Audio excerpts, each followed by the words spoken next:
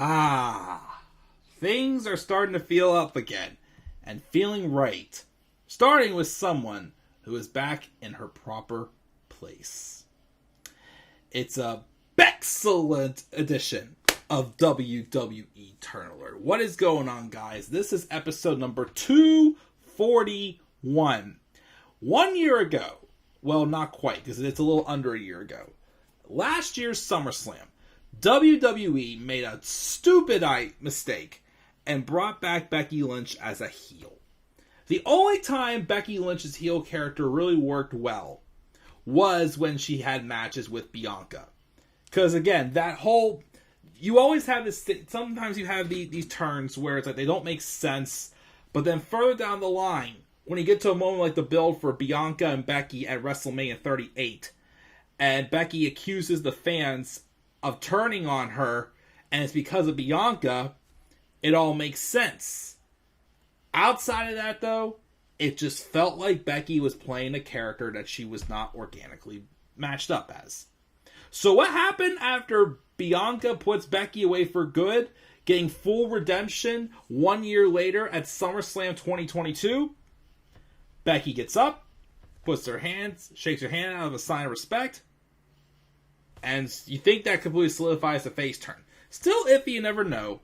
But then, of course, with Bayley returning, and then her new stable here of her, Io Sky will do a turn on her, and Dakota Kai, all coming out, Becky gets back in the ring, stands side by Bianca, and she's like, come on. The two of them, they're ready to go 3-on-2 with them.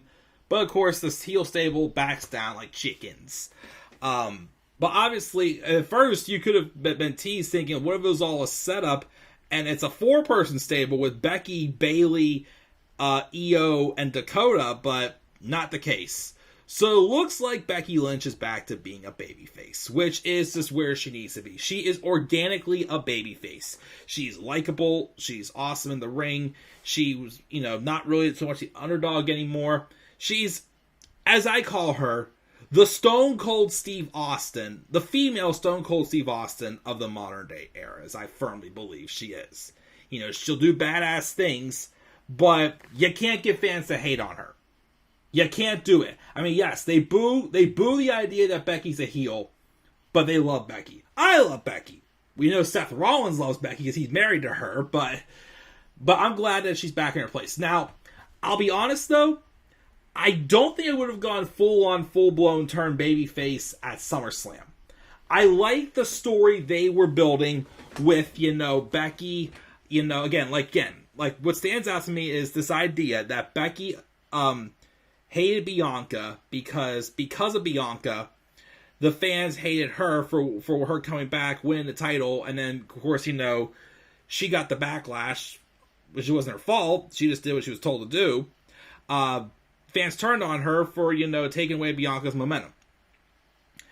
And then, of course, after she lost to Bianca and she was hitting rock bottom, she lost the opportunity to be in Money in the Bank, even though she wanted, again, like a week or so later, Becky beat her. Bianca beat her at her own game at Hell in a Cell. And then, of course, Becky, won her feud with Asuka. She got the opportunity at SummerSlam, which probably because there was no one else left really for Bianca to fight at the time. It was probably supposed to be Rhea, but then Rhea got injured, and then she only got back just right before SummerSlam, so maybe they would have gone with Bianca and Rhea, and that's where Rhea would have won the title, but it all came full circle. So what I would have personally done is I would have still kept Becky as a heel, but start to slowly turn her babyface. Because it's continuing on the story of her hitting rock bottom, it intrigued me. She lost the fans, and then when she loses her title, she feels like she's hit rock bottom. Slowly, turn face to get the fans, respect back for her.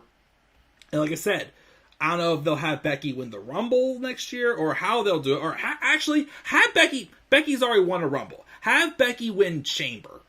That's what I would do. Have Becky maybe win the Women's Chamber match to lead to the match. Or if you don't want to do it with a title involved, they could just do a one-on-one not Becky and Bianca, we've seen it too many times. Becky and Ronda one-on-one. Because that's the end goal.